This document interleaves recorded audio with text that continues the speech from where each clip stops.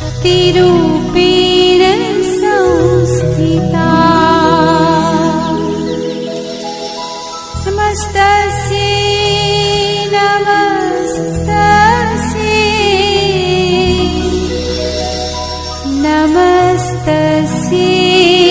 नमो नमः।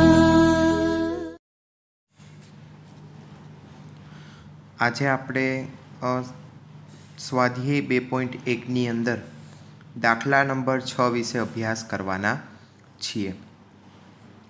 તો કે સલીલ જે છે એ એક ચિત્રને ફ્રેમમાં મૂકવા માગે છે અને એ ચિત્રની જે પહોળાઈ જે છે એ 7.3/5 સેમી છે।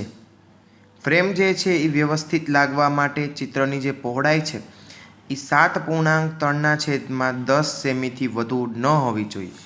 તો ચિત્ર છે એ કેટલું આપણે કાપવું પડે?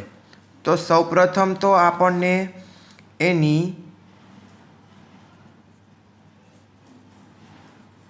પહોળાઈ જે છે એ ખબર હોવી જોઈએ। તો આપણી જે પહોળાઈ જે છે એ 7.3/5 છે। હવે એને મિશ્ર સંખ્યામાં કે 7 પંચા 35, 36, 37 ને 38 એટલે આ સંખ્યા થશે 38/5 સેમી। હવે આ પહોળાઈ જોયા બાદ આપણે જોઈએ કે આની અંદર ફ્રેમ ગોઠવવા માટે જરૂરી ચિત્રની પહોળાઈ કઈ છે? તો કે અહીંયા આપણે લખીએ કે જરૂરી ચિત્રની પહોળાઈ જે છે એ 7.3/10 એટલે કે 73/10 સેમી। હવે તો કે ફ્રેમ કરતાં ચિત્ર છે એ થોડુંક વધારે પહોળું છે એટલા માટે આપણે એને શું કરવું પડશે? તો કે એને આપણે કાપવું પડશે। તો આપણે અહીંયા લખીએ તો કે કાપવાની ચિત્રની પહોળાઈ બરાબર જે છે તો પહેલાં તો સૌ પ્રથમ જે છે એ 38/5 માઇનસ 73/10। હવે આપણે એને છેદમાં છેલ્લે લખીશું સેન્ટીમીટર। હવે 38/5 માઇનસ 73/10 સેમી જે છે એનો ક્રોસ ગુણાકાર કરીએ 38 × 2 માઇનસ 73 × 1 છેદમાં 5 અને 10નો લસા લઈએ એટલે શું થશે? 10। અહીંયા આવશે સેમી। ક્રોસ ગુણાકાર કર્યો, અહીંયા છેદ ઉડાડ્યા એટલે અહીંયા 2 આવ્યા, અહીંયા 1 આવ્યો। હવે તો કે 73 એટલે અહીંયા આવ્યું 38 × 2 = 76 માઇનસ 73 × 1 = 73 છેદમાં 10/10। હવે જે છે અહીંયા પાછળ કન્ટિન્યુ આપણે સેમી લખતા જાશું। તો 76 - 73 કરીએ એટલે 3/10 જે છે એ આપણને શું મળશે? જવાબ। તો હવે આપણે શું લખીએ અહીંયા? તો કે ચિત્રને વ્યવસ્થિત લગાવવા 3/10 સેન્ટીમીટર જે છે એ શું કરવું પડશે? તો કે કાપવું પડશે। તો આ જે છે એ દાખલા નંબર શું હતો? 6। હવે આપણે જોઈશું દાખલા નંબર 7। તો રીતુએ એક સફરજનનો 3/5 ભાગ ખાધો અને બાકીનો બચેલો ભાગ એના ભાઈ સોમુએ ખાધો. સફરજનનો કેટલો ભાગ સોમુએ ખાધો અને કેટલો ભાગ જે છે એ વધારે હતો, એ છે કોને ભાગ વધારે હતો અને કેટલો હતો એ આપણે શોધવાનું છે. તો સૌપ્રથમ આપણે લખીએ રીતુએ ખાધેલો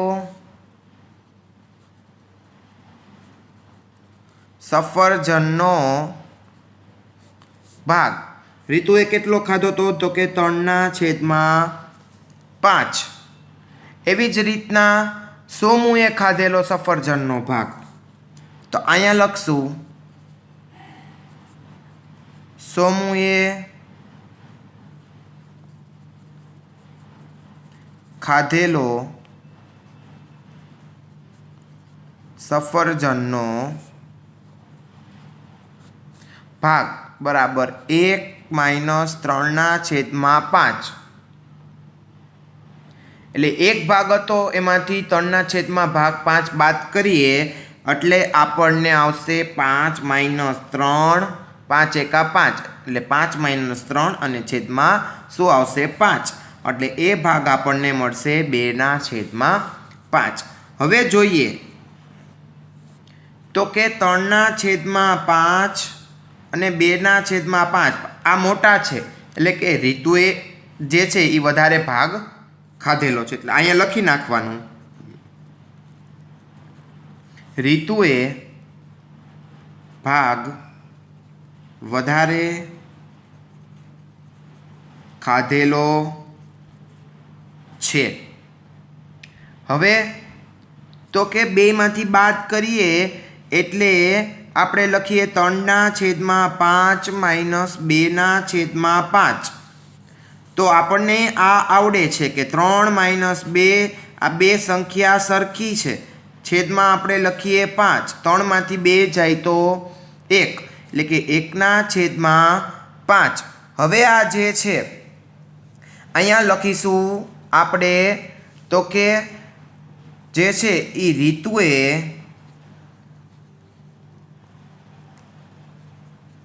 ખાધેલો સફરજનનો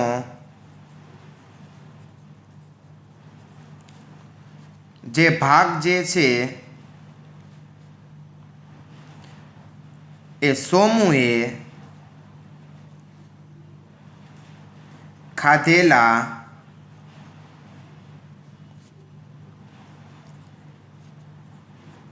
સફરજનના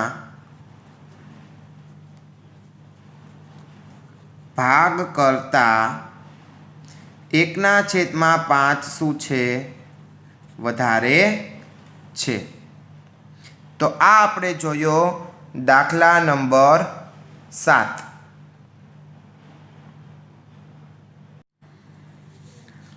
હવે આપણે જોઈશું દાખલા નંબર 8 કે મનોજ એક ચિત્રમાં રંગ પૂરવાનું કાર્ય 7/12 કલાકમાં પૂર્ણ કર્યું. વૈભવે તે જ ચિત્ર જે છે એ રંગ પૂરવાનું કાર્ય જે છે એ 3/4 કલાકમાં પૂર્ણ કરેલું છે. તો આપણે બંનેમાંથી જોવાનું છે કે કોણે વધુ સમય કામ કર્યું અને કેટલો સમય વધારે હતો. તો સૌપ્રથમ તો આપણે લખવું પડશે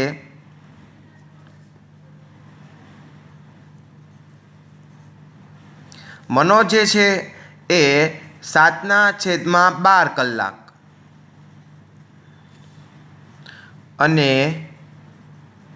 વૈભવે જે છે એ 3/4 કલાક જે છે એનો બંનેનો જે છે એ લાગેલો સમય છે.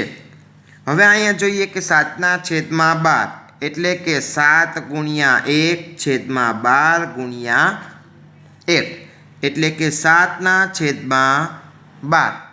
એવી જ રીતના બેયના છેદ સરખાઓ કરાવવા હોય તો આપણને ખબર છે કે કઈ રીતના કરવા પડે. તો 3/4 અને એટલે કે 3 × 3 બરાબર 9,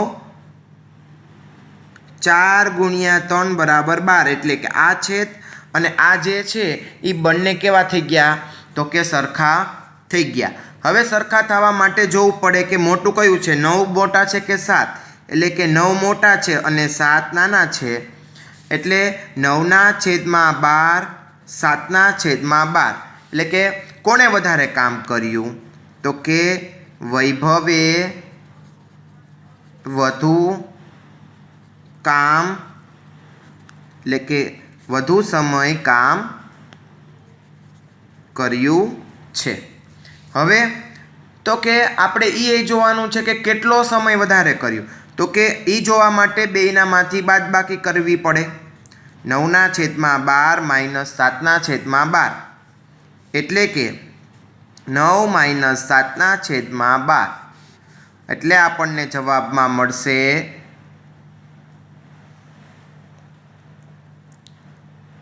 2/12. એટલે આને 1 એકા 2 એકા 2 અને 6 દુ 12, એટલે કે 1/6. તો આપણે એવું લખી શકીએ કે વૈભવે જે છે એ મનોજ કરતાં 1/6 કલાક જે છે એ શું કર્યું તો કે વધુ કાર્ય જે છે એને કર્યું. તો આ આપણે જોયો દાખલા નંબર 8. અહીંયા આપણે જે છે એ સ્વાધ્યાય 2.1 પૂર્ણ કરીએ છીએ. આભાર. હવે આપણે સ્વાધ્યાય 2.2 એમાં દાખલો પહેલો કે આપણને આકૃતિ આપેલી છે અને સાઈડમાં મિશ્ર સંખ્યા આપેલી છે. હવે એનું પહેલાં સૌપ્રથમ આપણે તો શું કરવું પડે તો કે મિશ્ર સંખ્યા જોઈએ તો કે 5 દુ 10 ને 1 11, એટલે કે 11/5. પહેલાં બધાની જવાબ લખી લઈએ. પછી 2 2 4 ને 1 5, એટલે કે 5/2. 3 3 9, 10 11, એટલે કે 11/3. 4 તેરી 12, 12 ને 1 13/4. હવે કુલ જોવાના આપણે કે એક ચોરસની અંદર જે છે એ કેટલા ખાના છે, એટલે કે 5 દુ 10 ને 1 11, એટલે કે 11/5. આ તો આપણને જવાબ મળી ગયો, આ પણ તમને આવડી જાય. પણ જે છે એ આપણને જવાબ કઈ રીતના તો કે 1/5 આ રીતના પણ લખી શકાય કે 2 વખત 1/5, એટલે કે 1/5 અહીંયા છે 5 ખાના કયા છે તો કે 1 2 3 4 ને 5, 1 2 3 4 ને 5. 1/5 એટલે આ અને બીજું 1/5 એટલે આ, એટલે અહીંયા આપણને જવાબમાં મળશે ડી. એવી જ રીતના 2 વખત 1/2 1/2 કરવાનું છે. બરાબર, એટલે શું આવશે આપણને 2 વખત 1/2, એટલે નીચે 2 ટોટલ 2 ખાના અને 1 ભરેલું, એ રીતે એટલે 1 ભરેલું અને 2 ખાના ટોટલ, એટલે આપણને અહીંયા પણ જવાબમાં મળશે બી. એવી જ રીતના 3 ખાના જે છે કેટલા તો કે 2 ભરેલા અને ટોટલ એમાં કેટલા ખાના છે 3, તો કે 1 2 3 1 2 3 1 2 3, કેટલા કેટલા ભરેલા છે 2. તો આમાં આપણને જવાબમાં મળશે એ, એટલે કે એ બી ને ડી તો આવ્યું, તો પછી આમાં લાસ્ટમાં જવાબમાં શું આવે સી, એટલે કે 4 ખાના એ અહીંયા છે આપણને આપેલા છે કે આ 4 ખાના ભરેલા કેટલા છે દરેકમાં 1 1, તો અહીંયા દરેક જગ્યાએ 1 1 છે. ટોટલ કેટલા ખાના છે 3, તો આ 3 ખાના આપણને આપેલા છે. આ જોડકા નંબર 1 વિશે જોયું. હવે જોઈએ જોડકા નંબર 2. તો જોડકા નંબર 2 ની અંદર પણ એ જ રીતના છે કે 3 બોક્સ, તો 3 બોક્સ આઈ છે અને આઈ છે, પણ કેવા તો કે 3 બોક્સની અંદર તમે જોઈ શકો છો 1 2 અને 3 ભાગ, 1 2 અને 3 ભાગ ભરેલા છે. પણ આપણે 3 ભાગ નહીં, માત્ર 5 ખાના જોવા હોય છે, તો કે 1 2 3 4 ખાના જ થાય છે. આમાં જોઈએ 1 2 3 4 ને 5, તો 5 ખાના થાય છે. ભરેલા કેટલા કેટલા છે? 3 એ 3 ખાના, 1 2 અને 3. તો આપણને આમાં જવાબ મળશે સી. એવી જ રીતના બીજું જોઈએ કે 2 છે, તો 2 તો આ જ છે અને એમની અંદર જે છે એ ભરેલા છે. તો ભરેલા કેટલા કેટલા ખાના છે? તો કે એક એક જે ખાના જે છે એ એમની અંદર જે છે અલગ અલગ ભરેલા છે. અને ટોટલ કેટલા ભરેલા છે? તો કે 2/3. તો આ 2 છે અને છેદમાં આપણને 3 આપેલા છે, એટલે આમાં જવાબમાં મળશે એ. આમાં લખ્યું છે કે 2 પૂર્ણાંક 1/4. તો હવે અહીંયા વધ્યું છે માત્ર ને માત્ર બી, એટલે જવાબમાં શું આવશે? તો કે બી. આ આપણે જોયું કે અહીંયા પણ જેમ આપણે દાખલા ગણ્યા કે બે આકૃતિ અને કેવી, તો કે એક ભાગ જે છે એ છાयांકિત કરેલો ભરેલો અને 5 ખાના કુલ, એટલે કે 5માંથી એક ભાગ ભરેલો હોય એટલે કેટલા ભાગ વધે? 4. તો અહીંયા 1 2 3 4 વધે છે. આ હતું આપણે દાખલા નંબર પહેલો, અને આ જોયો એ આપણે દાખલા નંબર બીજો જોયો. બંનેમાં કાંઈ પણ ફેરફાર નથી, બંને દાખલા જે છે એ સરખા છે. વધુ આપણે આગળ જોઈશું.